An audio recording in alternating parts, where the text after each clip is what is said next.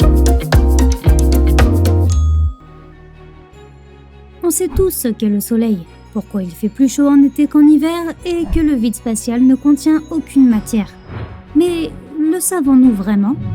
À vrai dire, beaucoup de faits qu'on pense évidents ne le sont pas tant que ça. Le Soleil est une boule de feu. Plus ou moins. Le Soleil que l'on voit dans le ciel est le résultat d'un nombre incalculable de fusions nucléaires. Chaque fusion relâche une quantité inimaginable d'énergie par seconde. Mais rien ici ne brûle vraiment. Pour brûler, le feu a besoin d'oxygène et il y en a très peu dans le Soleil. Le Soleil est jaune. La puissance du rayonnement solaire est telle qu'il est impossible de le décrire comme étant d'une seule couleur. Il est fait d'un mélange de nombreuses couleurs, ce qui, à l'œil nu, donne une couleur blanche. On perçoit le Soleil comme étant jaune ou orange, et parfois même rouge. C'est lié à l'atmosphère terrestre qui diffuse les couleurs bleues, vertes ou violettes. C'est aussi pour ça que le ciel nous paraît bleu. L'eau est très rare dans l'univers. Les deux éléments qui constituent l'eau sont parmi les plus répandus de l'univers. On pense juste que l'eau est rare parce qu'on en trouve rarement sur les planètes voisines. Mais d'après la science, il existe de nombreux autres mondes gigantesques dont la masse est composée à moitié d'eau. Pour comparer, la masse de la Terre n'est constituée qu'à 0,02% d'eau. Toutes les comètes ont des queues. En réalité, les comètes sont presque invisibles avant qu'elles ne s'approchent d'une étoile. C'est alors que leur queue apparaît. La queue est faite de glace qui s'éparpille quand la comète se rapproche de la chaleur de l'étoile. Une comète éloignée de toute source de chaleur n'aura pas de queue. Le vide spatial est froid. L'espace n'est pas juste froid, il est carrément glacial. À moins de 170 degrés, ce n'est pas un pull qui va te sauver. Mais en s'approchant du Soleil, la température monte à 121 degrés. C'est aussi pour ça que les combinaisons des astronautes sont blanches. Leur objectif est de renvoyer autant de lumière et de chaleur que possible. Les orbites sont des cercles dont le centre est rempli d'objets spatiaux massifs.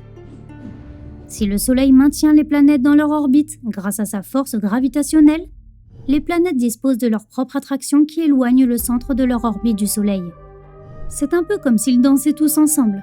En plus, les orbites ont une forme d'ellipse, et non de cercle. Il fait plus chaud en été parce qu'on est plus proche du Soleil. Pas du tout. Pendant l'été, le Soleil se trouve au-dessus de l'horizon pendant 17 heures par jour, contre 6 heures en hiver. L'explication est simple. L'axe de la Terre est incliné, donc pendant une partie de l'année, l'hémisphère nord reçoit plus de lumière solaire et pendant l'autre partie, c'est à l'hémisphère sud de recevoir davantage de chaleur. Les astronautes font du sport dans l'espace parce qu'ils ont besoin d'être musclés pour accomplir leur mission. La gravité en orbite n'affecte pas le corps et n'opère pas autant que sur Terre. Les astronautes font du sport parce qu'ils doivent se préparer à leur retour sur Terre et à affronter la pesanteur sans avoir l'impression d'être écrasés. Traverser une ceinture d'astéroïdes est difficile. À l'inverse de ce qui est montré dans les films, les vraies ceintures d'astéroïdes sont plutôt monotones et assez vides. Chaque roche spatiale est séparée des autres par d'énormes distances de vide. En s'y préparant bien, traverser une telle ceinture en vaisseau est aussi simple que se promener dans un parc, sauf que tu es dans l'espace. Le son et le feu dans l'espace. Il n'y a pas d'oxygène dans l'espace, donc si un vaisseau spatial explose, le feu consommera tout l'oxygène à l'intérieur, puis s'évanouira, tout simplement. Et dans le vide de l'espace, il n'y a pas assez de matière pour transporter le son. Sinon, le Soleil ferait un bruit assourdissant vu qu'il produit un nombre extraordinaire d'explosions colossales par minute. L'année-lumière est une unité de temps. Si tu aimes les histoires de science-fiction ou que tu lis des articles scientifiques, tu le sais sans doute. Mais la plupart des gens ne savent pas que l'année-lumière n'est pas une durée, mais la distance qu'un photon peut parcourir dans le vide spatial en un an. La lumière est ce qui va le plus vite au monde. C'est un peu vrai, mais seulement dans le vide. Aujourd'hui, on connaît plusieurs manières de ralentir les photons. Ils seront plus lents à traverser différentes substances. Les électrons, eux, se déplaceront à leur vitesse habituelle dans ces substances et seront parfois même plus rapides que la lumière. Le vide spatial ne contient aucune matière. Même s'il ne contient presque aucune matière, le vide comporte tout de même des champs énergétiques qui interagissent entre eux. Ils peuvent même produire des particules. Les géantes gazeuses sont faites de gaz. Les planètes comme Jupiter ou Saturne sont appelées des géantes gazeuses, mais elles contiennent quand même un noyau solide au plus profond d'elles-mêmes. Du moins en théorie, parce qu'il est impossible d'étudier ces planètes en détail. N'importe quelle sonde serait détruite à cause de l'immense pression en s'approchant. Les super-terres sont comme la Terre, mais en plus gros. Ce terme n'exprime que leur taille. Ces planètes sont plus grosses que la Terre, mais pas autant qu'Uranus ou Saturne par exemple. Les trous noirs avalent tout ce qui les entoure, comme d'énormes entonnoirs. On les appelle les trous noirs parce qu'on ne peut pas directement les voir. Ces objets sont si massifs et denses que leur force gravitationnelle fonctionne comme un piège, auquel même la lumière ne peut pas échapper. D'autres objets tournent en orbite autour d'eux comme des planètes autour du Soleil. Mais si tu dépasses l'horizon des événements d'un trou noir, tu ne pourras pas faire machine arrière. Le système solaire compte 8 planètes. Il existe des preuves mathématiques pour réfuter cela. Aux confins de notre système, il existerait une planète 10 fois plus massive que la Terre. Elle n'a pas encore de nom, car la science doit encore confirmer son existence. On connaît les limites de l'univers. L'endroit le plus éloigné depuis lequel de la lumière nous soit parvenue était à 13,8 milliards d'années-lumière de la Terre. Mais l'univers grandit en permanence, à une vitesse folle. Et si une chose s'était un jour trouvée à 13,8 milliards d'années-lumière de nous, elle est aujourd'hui encore plus éloignée. Mercure est la planète la plus chaude du système solaire. Mercure est la plus proche du Soleil, mais Vénus est bien plus chaude. Mercure n'a pas d'atmosphère, alors que Vénus en a une. Elle est essentiellement constituée de CO2 qui piège la chaleur et fait monter la température. L'espace a une odeur.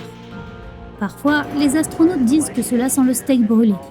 Mais ce qu'ils veulent dire par là, c'est que lorsqu'ils retournent à la station spatiale après s'être rendus dans l'espace et avoir enlevé leur casque, cette odeur semble émaner de leur combinaison.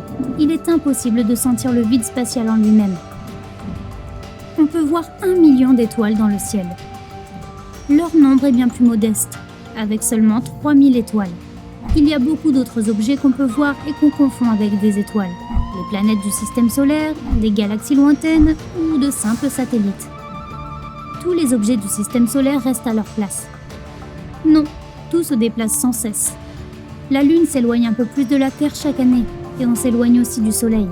Ces mouvements sont trop lents pour qu'on les remarque, mais ils se produisent en permanence. Les lunes tournent autour des planètes dans le même sens que la planète tourne sur elle-même. Triton est la plus grosse lune de Neptune, et c'est la seule du système solaire qui tourne dans l'autre sens. Elle se rapproche de Neptune tous les ans, et un jour, elle sera pulvérisée par la planète et créera un nouvel anneau d'astéroïdes. Les voyages interstellaires seront bientôt possibles. Il n'existe aucune technologie qui puisse rendre cela possible de notre vivant, et il n'y en aura sans doute jamais. Rien ne va plus vite que la lumière, et pour les gros objets, il est pratiquement impossible d'atteindre rien qu'une fraction de cette vitesse. Donc voyager d'une étoile à une autre prendrait des siècles. Et les scientifiques ne savent pas comment résoudre ce problème. Mais au moins, les voyages interstellaires inspirent de super films. Et dans ces films, les trajets ne sont pas obligés de durer 50 ans. Ce qui rendrait le sempiternel, on est bientôt arrivé, encore plus pénible. Si tu as appris quelque chose de nouveau aujourd'hui, aime cette vidéo et partage-la avec un ami. Et voilà d'autres vidéos cool que tu aimeras. Choisis juste celle de gauche ou de droite et reste avec sympa.